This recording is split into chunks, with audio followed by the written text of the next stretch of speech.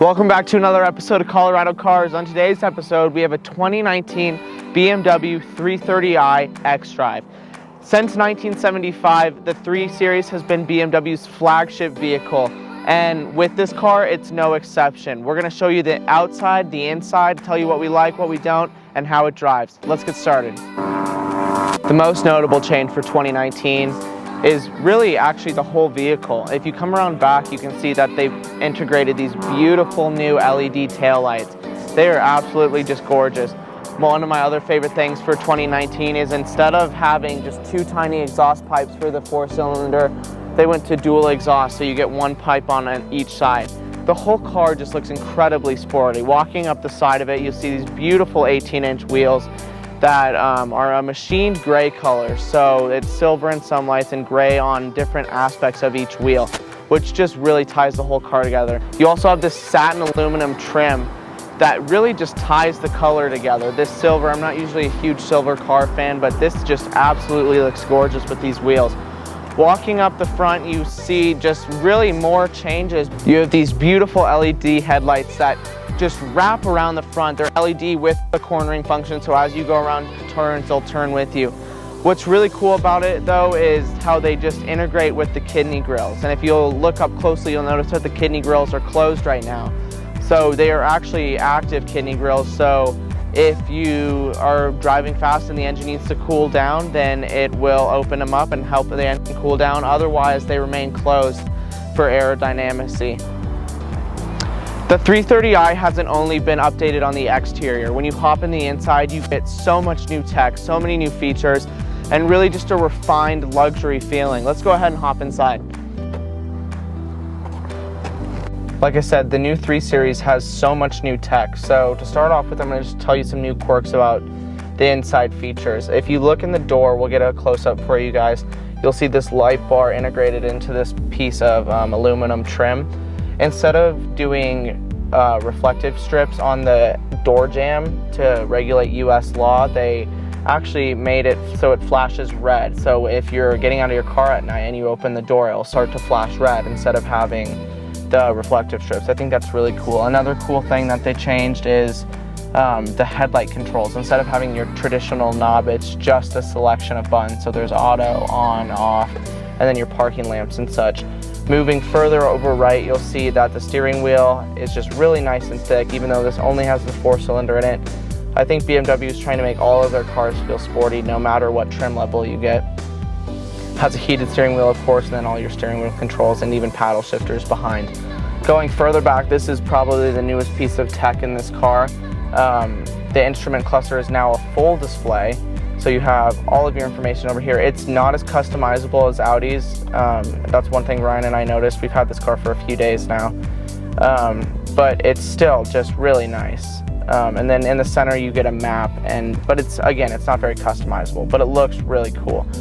Moving over further, you'll see that they put this little piece of black trim to kind of make it seem like this was 2 displays just as one. It looks cool. I have no complaints about that. The xDrive system has been completely updated. This is their 8th version of it, and it's super easy to use. You got Apple CarPlay, of course. One thing that I really like about it is they're putting your map here, your radio, and then your phone. So it's really nice. All the things that you really want are just right in the center gauge right there. And that's fully customizable as well. Moving down further, you got your BMW intelligent safety, so you can have it all on, which is what they recommend. But if you go into configure it, you'll see that it has front collision mitigation, lane departure warning, so that's your blind spots, and also your blind spots with the steering intervention as well. Moving down further, you can see that they integrated the little climate control screen right into the center of the vents, which is super cool.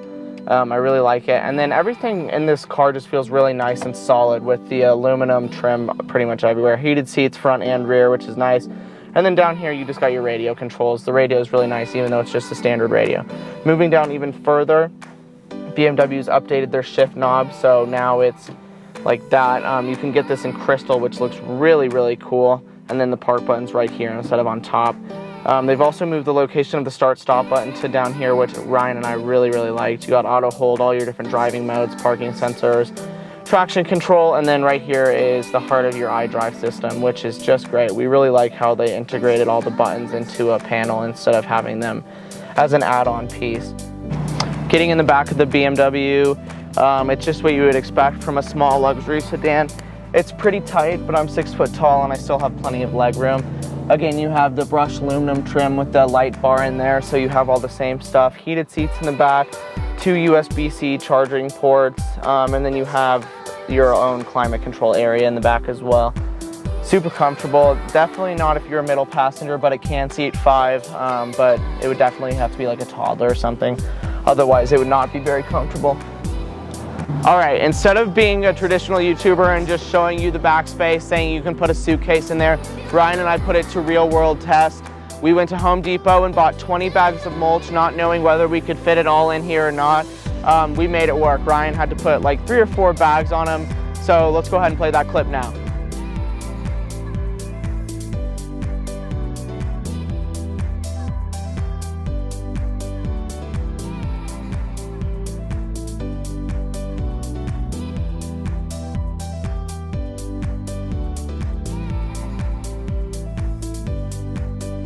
All right, now that you've seen that this car can successfully hold 20 bags of mulch in it, uncomfortably of course, let's go ahead and take it for a spin.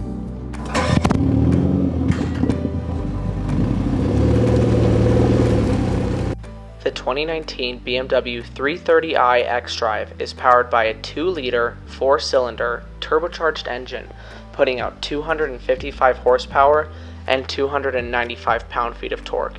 This is all managed by an 8-speed automatic transmission, allowing seamless power delivery to all 4 wheels.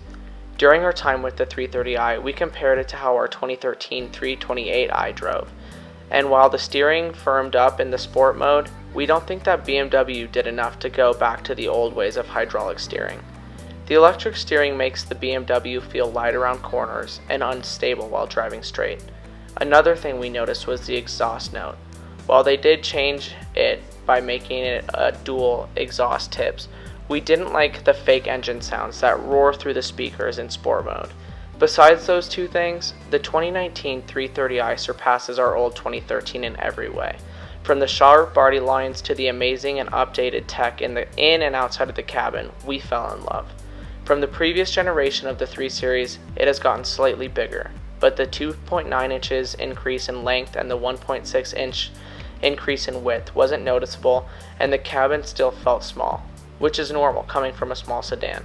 Fitting 5 would be troublesome in the 3 Series because of the drive axle running through the middle of the car, but you can fit 4 adults comfortably. If BMW's goal was to make the turbocharged 4 feel like a straight 6, they have absolutely accomplished that. The speed had me checking and double checking that it was truly a 4-cylinder. This is all accomplished by years of tuning that goes into these cars, and BMW has made it evident that they have done all of their homework. All in all, the BMW 330 is a dream to drive. If you're looking for a daily commuter or just something to get around town in, they'd have made improvements in almost every area, and it clearly shows. I have driven this and both the new Audi A4, and while the A4 is better in some aspects, like the customizable instrument cluster and the Google Maps integration, I would almost certainly purchase the 330i over the A4. Thanks so much for watching this episode of Colorado Cars. We hope you enjoyed our review on this 2019 BMW 330i. We'll see you next time.